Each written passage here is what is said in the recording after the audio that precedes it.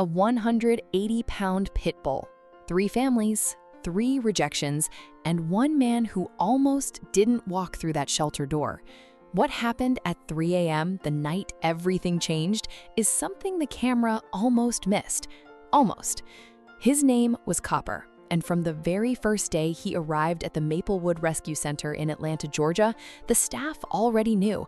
They knew this dog was different. Not dangerous, not broken. Different in the way that rare things are different. The kind of different that most people walk right past without ever stopping to look. He was 180 pounds of chestnut muscle, with a white patch on his chest that looked like someone had pressed a hand over his heart. His eyes, deep, steady, ancient, watched every person who walked through that door, waiting, evaluating, hoping, but nobody stopped. The first family lasted 9 days. They said he was too intense, too big, too much. The second family returned him after 4 days. Their neighbor threatened to call animal control just from seeing him through the fence. The third family didn't even make it through the first night. They dropped him back at 11:47 p.m. on a Tuesday. No explanation, just a leash on the counter and an empty crate. 3 families, 3 rejections, and Copper sat back down in kennel number 7 like he already knew how the story ended. The shelter staff started calling him a lifer, not as an insult, as a warning. Some dogs, they said, are just too much for the average family, too loyal, too aware, too alive in a world that wants its dogs quiet and convenient. Copper had been at Maplewood for 347 days when Marcus Webb walked in. Marcus was 34. Single, a construction foreman from Detroit who had just relocated to Atlanta after his father passed away. He told the front desk he wanted a medium-sized dog, easy to manage, low maintenance.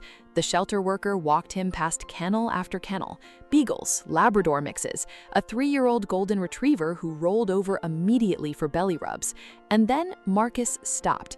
He didn't know why. He would try to explain it later and never quite find the words. But something about the way Copper looked at him, not with desperation, not with performance, just looked at him, steady and still, like he was reading something written on the inside of Marcus's chest. Marcus crouched down. Copper didn't bark, didn't jump. He walked slowly to the front of the kennel, lowered his massive head, and pressed his nose against the metal bars. One single exhale. "I'll take him," said Marcus. The shelter worker paused. "Sir, I have to tell you, he's been returned 3 times. He's a lot of dog." Marcus looked at Copper. Copper looked at Marcus. "So am I," he said. The first week was chaos. Beautiful, exhausting chaos.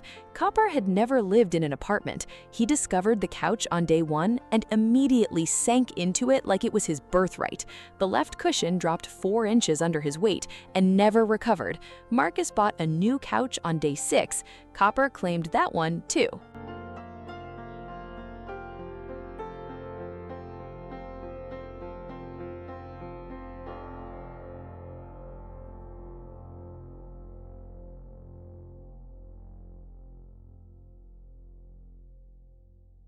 He ate like a linebacker, slept like a rock, and followed Marcus from room to room with the quiet intensity of a shadow that had decided to become permanent.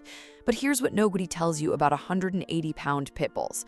They're not guard dogs, they're not weapons, they're mirrors. And Copper reflected everything Marcus was carrying.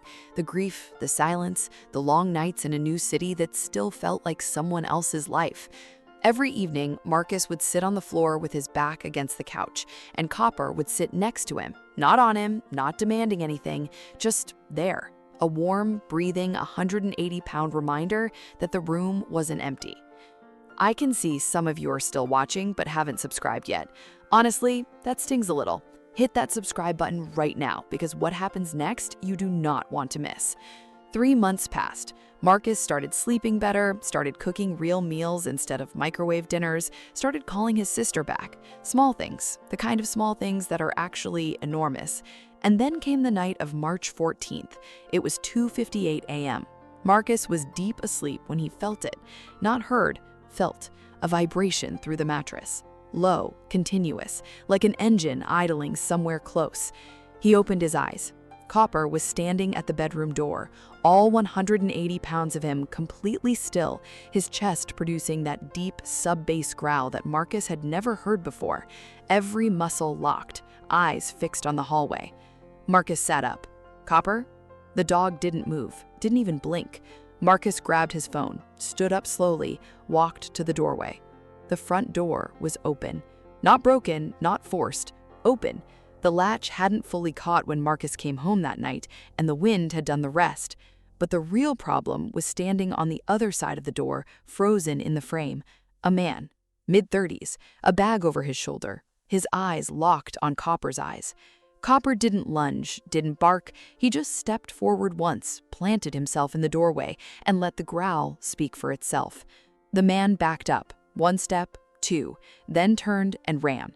Marcus called the police. Officers arrived 18 minutes later. They told him there had been 4 break-ins on his block in the previous 2 weeks. Every apartment that had been hit, empty of anything living. Copper's apartment was the only one untouched.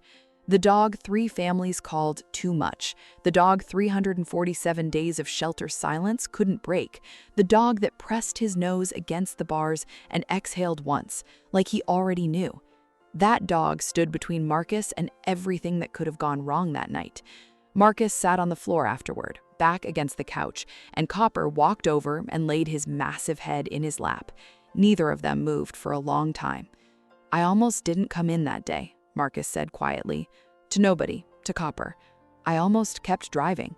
Copper's tail moved once, slow and heavy, like a pendulum. Some dogs aren't rescued. Some dogs wait. They wait with a patience that should embarrass the rest of us, through rejection, through silence, through 347 days of watching the wrong people walk past because they already know who they're waiting for. Copper knew. He just needed Marcus to stop the car. If you've ever been passed over, overlooked, or handed back like you were too much, this one was for you. And if you have a dog who chose you just as much as you chose them, drop their name in the comments. Tell me their story, because some bonds deserve to be